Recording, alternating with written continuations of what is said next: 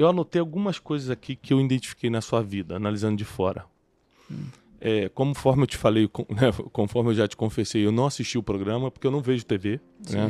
Há muitos anos que eu não vejo TV. E comecei a procurar saber mais de você depois da palestra, que já sabia quem você era, lógico, pela internet, né? Não sou nenhum alienado. Mas comecei, depois que a gente fez a palestra junto lá em Nova York, no mesmo evento, aliás, sua palestra foi uma das mais elogiadas, né? Parabéns. Obrigado. Eu comecei a tentar entender mais sobre você e tudo. E eu percebi 4 coisas em você que eu queria que a gente falasse, agora usando a tua participação no programa Big Brother, para você falar sobre essas 4 coisas. Eu percebi que você tem muita estratégia, que você teve muita inteligência emocional, você não se exaltava, você sabia colocar as palavras, você tinha oratória, isso é fruto de uma inteligência emocional, porque tem gente que sabe como falar, mas não consegue porque fica nervoso, por exemplo. Sim. 4ª coisa, você superou muita coisa. Sim. Não é fácil deixar para lá algumas coisas. E 4º, você sempre aproveitou as oportunidades. Desde a história aí da Xuxa aos 10 anos de idade, depois de trombar com um ator na rua e toma aqui o telefone, você pegou e ligou no mesmo momento. Se você tivesse deixado, vou ligar depois, provavelmente a oportunidade poderia ter sido perdida. Então, você foi um cara bom de aproveitar oportunidades. Me fala sobre essas 4 coisas. Estratégia, inteligência emocional, superação e oportunidades, usando a sua participação no programa para explicar. Tá. Bom, vou começar por oportunidade. Eu até falei isso antes da gente começar a gravar. Eu acredito no seguinte, eu realmente acredito que eu esbarrei nas oportunidades, tá? Mas eu esbarrei nas oportunidades porque eu estava em movimento. Boa. Eu não estava parado e as oportunidades vieram até mim. Eu estava caminhando, eu estava andando, eu estava agindo, eu estava fazendo e esbarrei nas oportunidades. Eu o tempo inteiro estava cocriando, pensando, imaginando, querendo, andando, fazendo, esbarrei nas oportunidades. Essa foi a minha vida. A oportunidade de entrar no programa foi o seguinte, eu vinha de um cancelamento muito grande, sabia, assim como na natação, que eu precisava fazer algo além do que eu faria de repente algum tempo atrás. Então, antes da minha polêmica, eu não entraria no Big Brother, porque eu nunca fui dispor a minha vida, então não faria sentido entrar no Big Brother. Então, interessante isso. Então eu sabia que para eu mudar o cenário que eu tava, eu precisava de uma fazer exposição algo nacional muito extremista para que eu pudesse ter a oportunidade de mudar a minha realidade naquele momento. Então eu pedi muito isso para Deus. Eu não pedi para entrar no Big Brother, mas eu pedi uma oportunidade de eu mudar o meu cenário. Quando a oportunidade chegou, o Big Brother, eu no primeiro momento falei, cara, não vou fazer. Depois eu entendi que aquela oportunidade era a oportunidade que eu tinha pedido a Deus.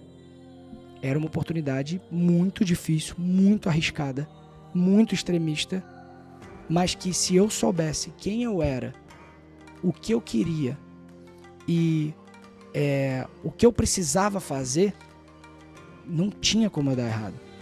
Porque eu não estava criando nada, eu estava sendo. E eu acho que isso foi um dos principais motivos que me fizeram ir longe no programa e ganhar o programa. Porque apesar dos haters e algumas pessoas ficaram falando, mas ele é ator, ele tá atuando, tá inventando, tá não sei o que lá. Cara, inventar assim, atuar durante 100 dias, 24 horas por dia, putz, então eu deveria ser contratado vitalício. Ganhar o Oscar, pô. Porque é muita coisa, né? O Oscar de atuação. Então eu acredito que o fato de eu saber quem eu era, saber as minhas qualidades, os meus defeitos, saber que eu não era perfeito, eu falei isso no meu primeiro dia dentro da casa. Falei, eu sei que eu não sou perfeito, eu sei das minhas qualidades, eu sei dos meus defeitos, eu sei das minhas facilidades, eu sei das minhas dificuldades. Esse sou eu. E eu vou mostrar esse aqui. Eu sou isso. Então acho que isso, essa verdade, essa transparência fez com que as pessoas se identificassem de alguma forma.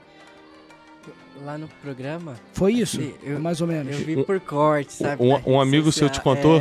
Mas faz sentido isso que eu tô falando? Sim, claro. Dava pra ver que você era bem calculista naqueles... Acho que era bate e reversa. Eu não lembro o nome do jogo. Cara, o cara lembrou. Teixeira, pelo amor de Deus, o cara lembra o nome dos joguinhos quando as da pessoas tarde. vinham com alguma coisa, você rebatia com fatos. No jogo da Discord. Isso. Aconteceu isso e eu não concordo. Enquanto os outros estavam gritando, fazendo outras coisas. Aí falando sobre a inteligência emocional é o seguinte, uma coisa que eu aprendi desde muito cedo é que se eu quero que o outro entenda o que eu tô falando, se o meu objetivo é que você entenda, eu preciso estar calmo e preciso falar num tom que te possibilite me ouvir. Porque se eu me exaltar, você não vai me ouvir. Você vai ativar uma parte do seu cérebro que reptiliano esquece. Você não vai me ouvir, você vai me atacar, é defesa e acabou, ponto final. Isso eu entendi muito cedo. Então, se eu quero que você me entenda e que você me escute, ou que as pessoas que estão ali em casa entendam o que eu estou falando, eu preciso ter calma e preciso ter sabedoria e criar um storytelling de início, meio e fim, para que faça sentido para quem está ouvindo. Então, sempre que as pessoas me atacavam, óbvio que era difícil. Óbvio que eu precisava respirar, porque eu sou ser humano, pô.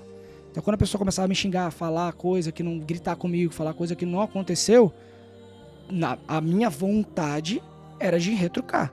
Mas como eu nunca fui essa pessoa na vida, então pra mim ficou mais fácil. Então, existia esse lado do ser humano de tipo...